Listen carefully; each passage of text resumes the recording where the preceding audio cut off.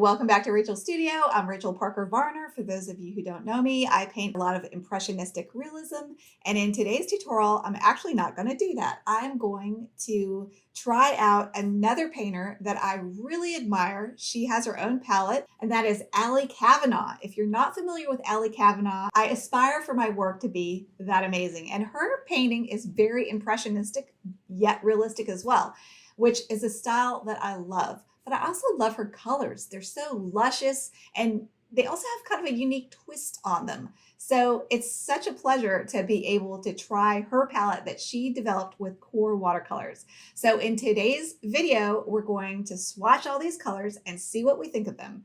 And let's go ahead and get started. All right, here we have the beautiful packaging for Cavanaugh's set. There are 6 colors in this set, and they include Payne's Gray, Ultramarine Turquoise, Sap Green, Perylene Crimson, Pyrrole Orange, Nickel Azo Yellow.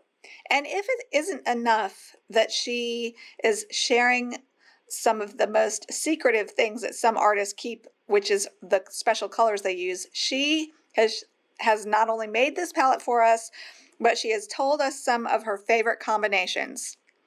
And so as we go through trying out some of these colors, we'll try out some of these mixes that she likes to talk about too. And let's read about Cavanaugh. She was born in 1973. So that means she's 1 year older than me, which is cool. And she's an award-winning watercolorist and author of modern fresco paintings, combining expressionism and realism in a way that inspires and captivates. Her large-scale watercolors have appeared in museums and galleries around the globe. Her work has been featured in numerous publications and is in private and corporate collections throughout North America, Europe, Asia, and Australia. Very cool lady. And if you search for her on YouTube, you'll also find videos featuring her. I found an interview of her as well. So there's lots of good content out there by Cavanaugh. She also has a Patreon. You can learn portrait painting from her, which is really amazing. And she paints on clayboard, which also gives her work a really unique look to it. So be sure to check all that good Cavanaugh goodness, artsy goodness out. All right, so this is the tin that it came in. So here's the tin, but on the other side of it is a place where you can put the colors, which I've already done that because I've been playing with this with different little experiments off camera. But for this video, we're just going to swatch them out. So let's start with one of my favorite colors that I like to work with, which is Payne's Gray, because it has my favorite pigment in it, which is lamp black. This is my Payne's Gray here. Gonna get it nice and activated. And that's just straight Payne's Gray there. Let's get it a little darker at the top so we can see the gradation. Because one thing that you want to have in a color is that it goes from super dark to super light. And I am swatching this on a piece of student grade paper, so that will make it harder to get super darks, but this is looking very dark even on this paper, so that's good. Should we mix it with another color? I bet it's a really beautiful mix if you paint it with her, what does she call it? Ultramarine turquoise. So let's combine those two and let them dry and see what they do when you combine them. I bet they do beautiful things. Okay, so we'll add a little bit of water for a lighter effect as well. All right, since we are using the turquoise, let's do a pure swatch of turquoise.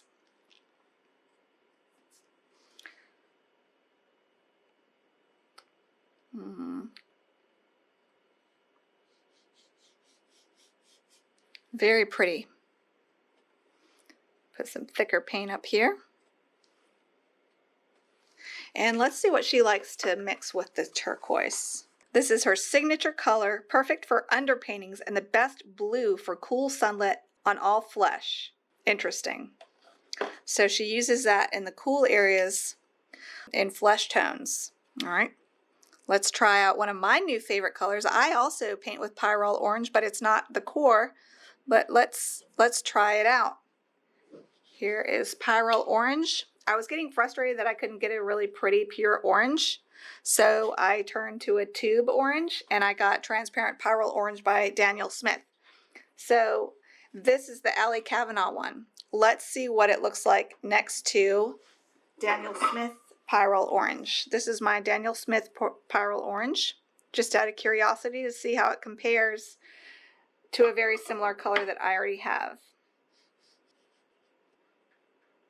She also says that this is what she says about Pyrrole Orange. It captures the translucent glow of light passing through delicate areas such as ears, nose, and eyes of the portrait. She also says that she likes to combine it with the Nickel Azo Yellow for bright skin tones and fair complexions. So let's try that. First, I'll show you the pure Nickel Azo. So there's the yellow, which is a really bright, beautiful color. Reminds me very much of the aureolin that I like. This is Ali's orange. Ali.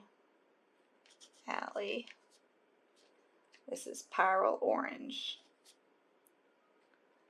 Nickel Azo. Let's see what Nickel Azo and her Pyrrole Orange look like. I'm going to add water. So there's Orange plus Nickel Azo. That makes me want to compare it to what I like to use. So let's take my Holbein aureolin. Okay, so here's aureolin. And then plus my Pyrrole Orange. All right, then I'm going to add water. And we'll just see how that looks. So this is Ali's. And this is aureolin plus Daniel Smith Pyrrole Orange. Another color that I am fascinated by is her Perylene Maroon. It's like a blood color, y'all. It's really amazing. So that is a rich, almost like a beet red. It's like a brown red, which makes it more natural looking. Let's see what she likes to mix that with. She mixes Perylene Crimson. I think I said maroon, sorry about that. Perylene Crimson is a perfect deep shade of luscious red for crevices in the lips, ears, nostrils, and eyes. And I actually have used that in a painting. I used that in the nostrils here, and I do love how natural red it looks because it's not too bright red. So I really like that, and I have no color on my palette to compare with this color. So love that. All right, and then let's try her sap green. This is the sap green. And then I'm going to water it down. Beautiful. Again, I don't use sap green, so this is really fun to see that color. She likes to mix sap green with Perylene Crimson for warm shades of flesh tones, darkest areas of hair, and the perfect shade when combined with Nickel Azo Yellow for blonde hair. So sap green plus Nickel Azo, I would never in a million years come up with that combination. So let's try it. Here's the Nickel Azo Yellow plus some sap green. Now she paints in very, very, very, very thin washes. So to me, that doesn't look at all like what blonde hair would look like. She makes it work, so she's onto something. I'm not going to argue with Ali Cavanaugh, that's for sure. It kind of looks chartreuse, like it's really bright. So I am sure that she has her tricks to make it look like blonde hair. Not doubting Ali Cavanaugh. So she also says she likes to combine sap green with the crimson. So let's do that. Warm shades of flesh tones. Maybe she makes it more red with just a little bit of green. I'm sure her students are going to come and leave comments and explain, what I'm doing wrong. But I don't know. To me, that maybe, because it is a grayed down version of like the shadow side of skin. I could see that working. I'll show you this. I wasn't going to show you this because I don't really like it. And I didn't paint in thin layers of glazes like Ali does, and this is half done. It's not done, but I did use her color ideas like Here is the Paraline Crimson with the sap green. So you can see how it makes kind of a shadow skin area. And I had to use ultramarine blue because there's not really a blue on this palette. So that is in a nutshell all her colors and a few of her favorite mixes. I'll let these dry and show them to you. This, when I look at it in person, I'm just being honest, looks a little chalky compared to my Daniel Smith Pyrrole Orange. This is absolutely electric, and because I think it granulates out, I bet it's amazing when you combine it with other colors. This is a gorgeous color. I love that. This is quite equal to the Aureolin that I've tried so many yellows, and it's hard for me to find a yellow I like. So Holbein Aureolin, which is not fugitive like most Aureolins are. I love my Aureolin, but this is pretty. This is a pretty yellow. To me, the true test is, does a yellow mix equally well with a red and a blue, because I want my colors to be primary so that they mix well together. So let's see what it looks like with the closest. Oh wow, that makes a pretty green. So her green, I mean, if I was Allie, I would use this as my green tones and skin. That would be pretty, but that's also a gorgeous color for plants. That's really pretty. Her ultramarine turquoise with the yellow, I totally dig that. That would be gorgeous for a botanical subject. Okay, so that's how it mixes with the most blue leaning color on this palette. Let's see how it mixes with, obviously we know how it mixes with the red. We already did it. But let's just do it again. Actually, no, we didn't mix I didn't mix the yellow with the Paraline Crimson. I mixed it with the orange. So this is actually a valid, wow, that's kind of pretty, like in a very real way. Wow. I feel like I just did a Rothko right there. I like this. I do like this. Very unique, very different.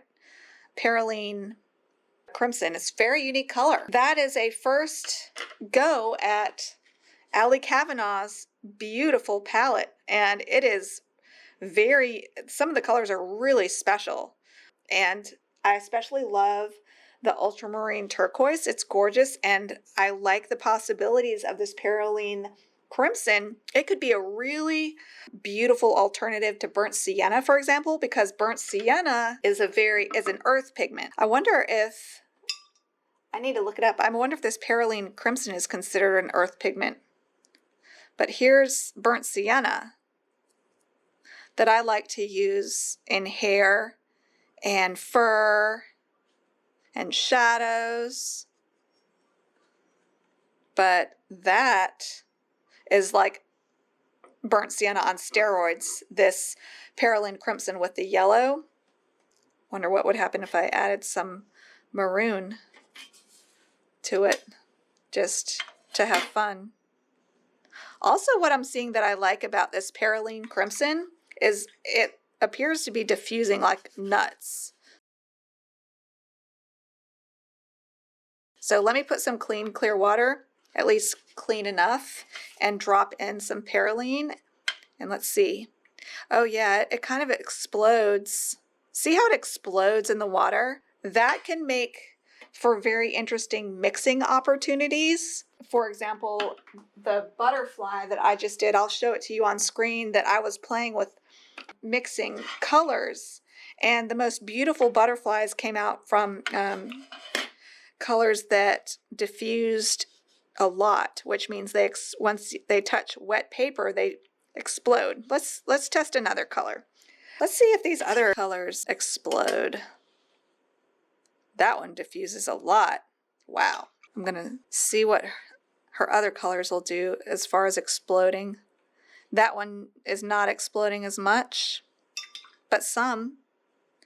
Let's try some gray, some Payne's gray. Oh yeah, that's cool. Oh, I want to use these colors with my new experiments I'm doing with diffusing colors. Okay, here goes the the Pyrrole. That really explodes quite a bit too. Neat. Let's do the sap green.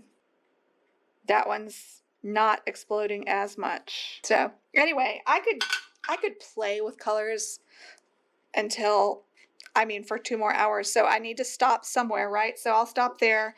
But that is a nice overview of Allie Cavanaugh's paint palette. Here's a little teaser. Paul Rubens sent me their newest paint palette that they're touting as an artist level solid watercolor pigments. So they're saying this is next level watercolor level art quality, archival quality pigments. And so I'm going to swatch these next. I haven't even opened them yet. So stay tuned for swatching of this new palette by Paul Rubens. All right, thank you so much for joining me for this video. I really enjoyed spending a little time with you guys. Come join my Facebook group, show me your work. I love talking to you guys and I love to see your art. I love to get to know my viewers a little bit more. So it's more of a two-way street. It's not me just talking at you. I don't know what you think. I don't get any feedback. I don't see your work. I don't get to participate in your journey unless I have a community, which luckily I do. So that is my Facebook group. It's free. You can join my Facebook group for free. I would love to see you over there. I would love to see your work. And I do comment on pretty much every post. And if I don't, it's because I didn't see it. So head on over there and join for free. Also, you can join my Patreon for free. And if you are interested in painting impressionistic realism with a heavy leaning towards cats and dogs and animals, then you would really love my Patreon. So I hope you will take a look at my Patreon as well. If you're interested in learning more in depth with me, I have over 100 start to finish real-time tutorials. In fact, the last tutorial that I made was of a butterfly and I actually slowed it down. I'm always hearing people say tutorials go too fast. So especially for my more beginner oriented tutorials, I think I'll do more of that. I'll be slowing the footage down to halftime so that it goes slower and I can explain more. So I just did that with my newest butterfly on a zinnia painting, and I hope you guys enjoy that. And I think that's it for now, though. Thank you so much for joining me, and I hope to see you in the next video. Be sure to subscribe to learn not just the how, but the why of watercolor so you move along your painting journey a lot faster. And I will see you next time. Now go watercolor your world. Bye, everybody.